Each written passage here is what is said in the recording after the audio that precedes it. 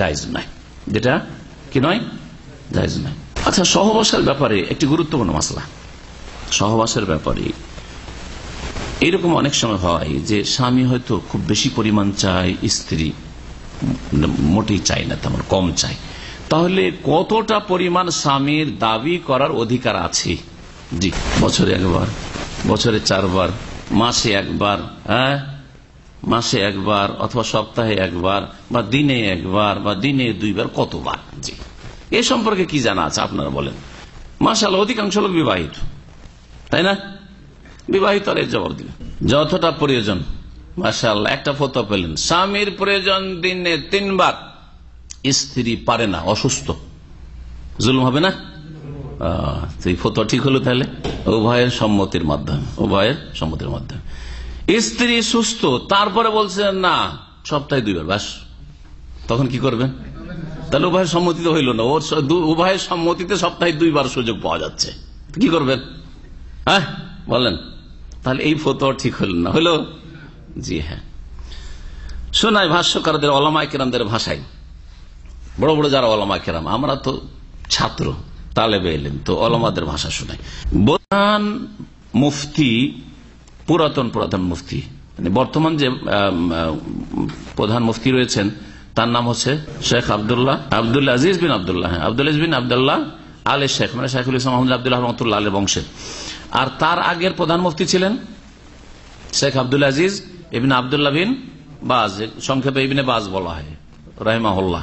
তার আগের প্রধান মুফতি, জি জি, বাদশাহ সৌদের যুগে, বাদশাহ ফয়সালের যুগে যিনি প্রধান মুফতি ছিলেন, জি, বাদশাহ খালেদের যুগে প্রধান মুফতি ছিলেন রাহিমাহুল্লাহ। তার নাম হচ্ছে মোহাম্মদ বিন ইব্রাহিম আলী শেখ, মোহাম্মদ বিন ইব্রাহিম, খুব প্রভাবশালী ব্যক্তিত্ব ছিলেন। তিনি বলছেন ওয়ালাহুল ইকসারু মিন যালিক, এখন সর্বনিম্নটা জানার পরে বেশি কতটা, দিনে কতবার বা সপ্তাহে কতবার, এই ক্ষেত্রে বলছেন ওয়ালাহুল ইকসারু মিন যালিক, স্বামীর জন্য বেশি বেশি সহবাস করা জায়েজ রয়েছে এবং অধিকার রয়েছে।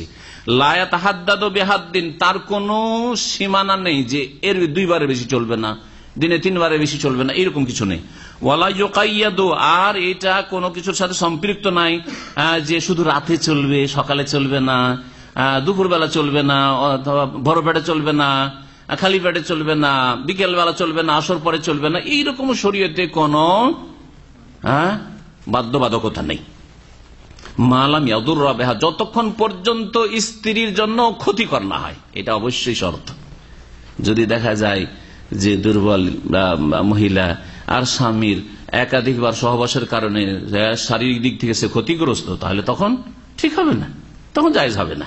এই জন্য মালাম ইয়াদুর, যদি স্ত্রীর ক্ষতির আশঙ্কা না থাকে তাহলে এর পরিমাণের ক্ষেত্রে, কতবারের ক্ষেত্রে নেই, আর কোন সময় যাবে সময়ের ক্ষেত্রে কোনো সময় সীমানা নেই।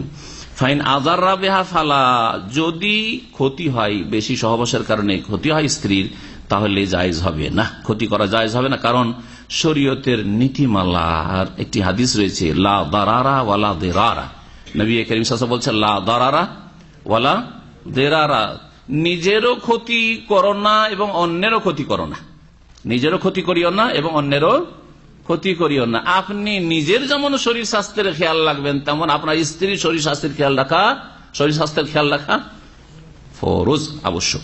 হাদিস মুসনাদ আহমদে রয়েছে, ইবনে মাজায় রয়েছে, আরো হাদিস রয়েছে আবু দাউদ, নাসাই, তিরমিজি, ইবনে মাজাহ। মান দাররা দাররাহুল্লাহ, যেই ব্যক্তি অন্যের ক্ষতি করবে আল্লাহ তার ক্ষতি করবেন, যেই ব্যক্তি অন্যের ক্ষতি করবে আল্লাহ তার কি করবেন, ক্ষতি করবেন। সুতরাং যদি দেখা যায় যে স্ত্রীর ক্ষতি করছে নিজের যৌবনের তাড়নায়, তাহলে আল্লাহ তার ক্ষতি সাধন করবেন, আল্লাহ তার কল্যাণ করবেন না, এইদিকে খেয়াল রাখতে হবে। আশা করি এই বিষয়টি মোটামুটি যথেষ্ট হয়েছে।